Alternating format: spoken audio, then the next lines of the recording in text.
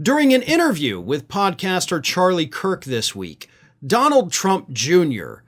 issued what is basically an ominous threat to anyone that he says sold out his father after the Capitol Riot on January 6th of 2021.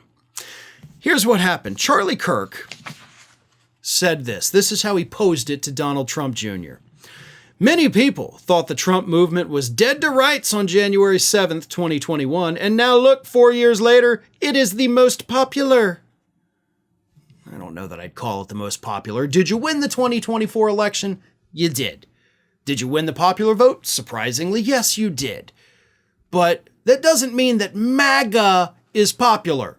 It doesn't mean that people are cool with what happened on January 6th. So maybe back off your little braggadocious nature there.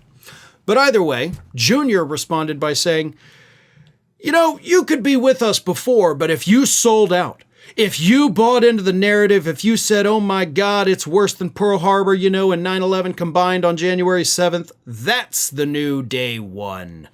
Now, you got 4 years where we know what we're doing, where we have a chance to start from scratch with people who we know are absolute warriors for the movement. Now, you're stuck with that for 4 years. Now, as Billy Madison would say, now you're all in big trouble.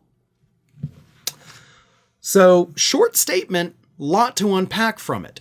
First and foremost, I have to address the fact that he's like, you're stuck with it for 4 years. That's kind of like him admitting like, hey, we suck, but you're stuck with us for 4 years. Like, that's not a smart thing to say, okay? A smart, intelligent person would not say that. But Junior did, so, draw your own conclusions from that. But a smart person would not have said that. Also, we have a chance to start from scratch with people who we know are absolute warriors for the movement. Not for the country, right? And that's the important distinction here. When these people talk, we have to pick apart every word they say, because every word has meaning. And so does every word that they do not use. Warriors for the movement, because that's all that matters. All that matters is making sure that Donald Trump Sr. can do whatever he wants, Junior says. It's not about what's best for the country. It's not even about what's best for the Republican Party. It's about what's best for the MAGA movement, which of course is what's best for Donald Trump. So he is literally telling us here, we don't give a damn. I will hire warriors because he is in charge of the transition team for some reason. And we're going to go after you. If you sold out, January 7th is the new day one, he says. And if you were calling us out on January 7th, now you're all in big trouble. The question is, tough guy, what are you going to do, right?